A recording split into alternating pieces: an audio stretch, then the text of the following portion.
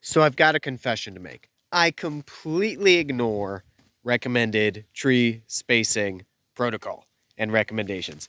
What do I mean by that? Well, let's take a look at some of my plantings and I'll show you what I mean.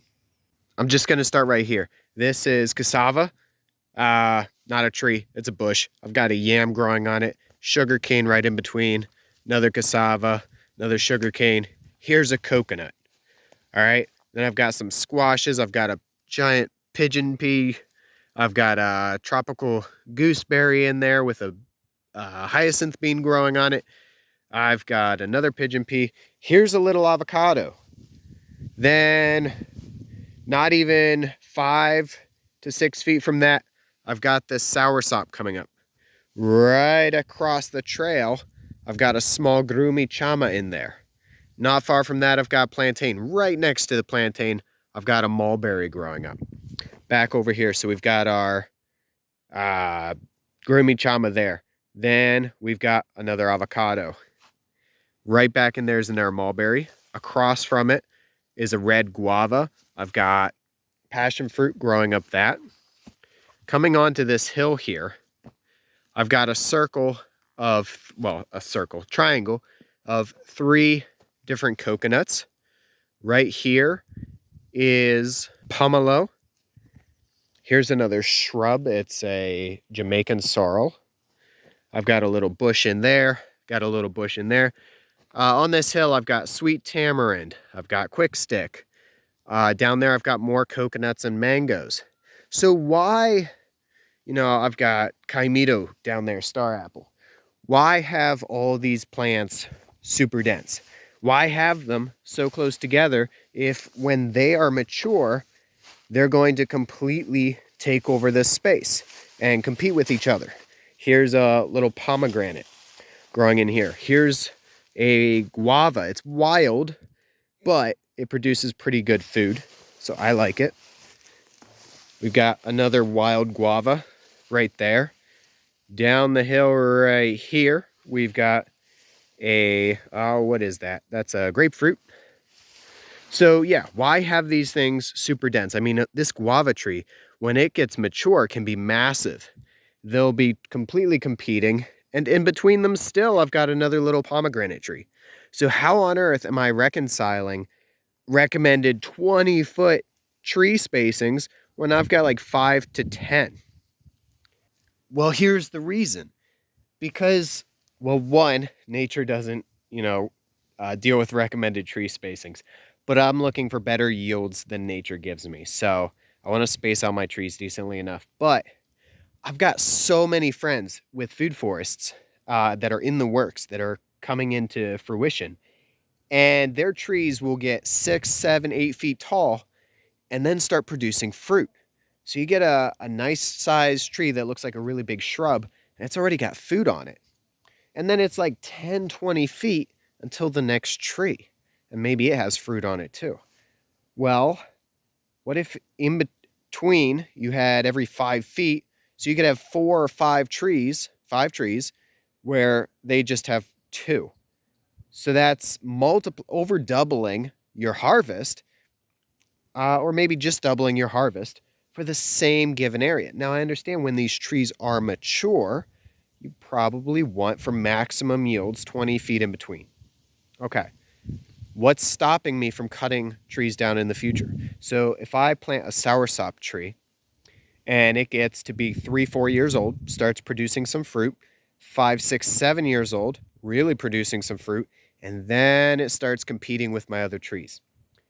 Well, if I cut it down then, all of the biomass above and all of the biomass below can now be fed to the trees around it by thinning out the food forest. And in the meantime, I've gotten an additional harvest that I never would have gotten. So I've gotten more food. The tree has worked on building soil health by fostering mycorrhizal fungi, by dropping leaf litter, and building total organic content, shading out grasses and other weeds. So I've gotten all these ecosystem functions and food because I didn't listen to spacing out my trees 10, 20 feet. Now, what if I did? Well, we know I'll get less food. But so many times I see people, they say, oh, I've got this little orchard, or I've got this small food forest that I want to do. I have one tree here, one tree way over there. And, you know, until those trees are mature, you're going to be cutting grasses all the time in between. Now, you could try to like have animals eat that grass for you, but you're going to have a load of work for yourself getting them to not eat your trees, or you're shelling out a lot of money for fencing those trees, tubing those trees. They're still going to either gnaw at the bark, dig around the roots, or eat the lower branches. So, yeah, I would rather use shade to kill the grasses, and trees and bushes do that. So I'm always planting super dense, especially if I get trees and bushes and shrubs on the cheap, especially if I can make cuttings or grow some from seed. I'll plant super dense, because another factor we got to consider is what happens if this guava grows up and this guava behind me grows up, but this one's a complete dud and the other one's really good. Well, if I spaced them 10, 20 feet apart, then I got to cut down a dud tree, and I wasted all those years just to find out it was a dud. But if I've got 5, 6, 7 trees in the same area, I can pick and select which ones are the winners, which ones have the best fruit quality, which ones grow the most vigorously, which ones are the most disease tolerant, which ones require the least amount of inputs. I get to decide that later on as I edge the food forest in the direction of productivity. So that's our method. Feel free to try it if you want more food, to mature your system faster, to get more shade quicker, and to have less work for yourself. That's my advice. That's my recommendation. Try it out. And I'm having good results already. It's year 2, and we've got shade in areas we never had shade before, because like we'll grow, take a look behind me here, these massive like pigeon peas. This guy's less than a year old, and if I'm on a little trail here, I'm in the shade. This used to be brutal sun before I planted this pigeon pea here, but I've got one pigeon pea. I planted this whole row full of pigeon peas. Like it was like one seed every 6 inches. That's way too dense for pigeon peas. One did well. The others, where'd they go? Oh, okay. I got one sad one back here. But if I want to save my own seeds in the future, guess whose seeds I'm saving? This big successful one. And, you know, if nature doesn't self thin out, I can come through and cull all of the failures. So thinning will eventually happen, but we can get a harvest in the meantime. Now that doesn't happen with things that mature like 1 or 2 years and thin themselves out by then. But for trees, it's especially pertinent. And some trees like a bit of shade to help establish, especially in the tropics. So having some pigeon peas here, if I put a tree at the base, this pigeon pea is only going to last 3 to 4 years. It's not going to kill that tree. That tree will grow a little slower, but it'll establish better under the shade of this pigeon pea, and then it'll produce in abundance and start to really take off once this pigeon pea dies. And so, like, I've got this pigeon pea, and right across the trail, I've got another little caimito. I've got nerguava here. I've got Mexican sunflower, another caimito, rambutan, corazon, which is a type of relative of the soursop, plantains, bananas, you know, you name it. I'm always like throwing in more and more plants whenever I can. If I've got like my specialty ones like rambutan, I'm going to set that far enough away from my specialty mango, like a Palmer mango, which grows really big and without fibers.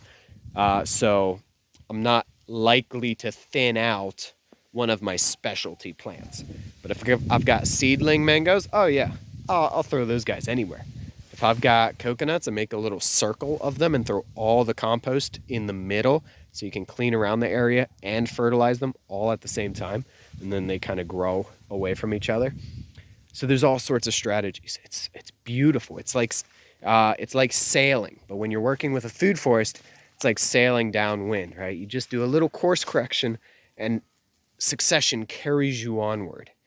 To really try to manage it like an orchard or a vegetable garden, or, to work against nature.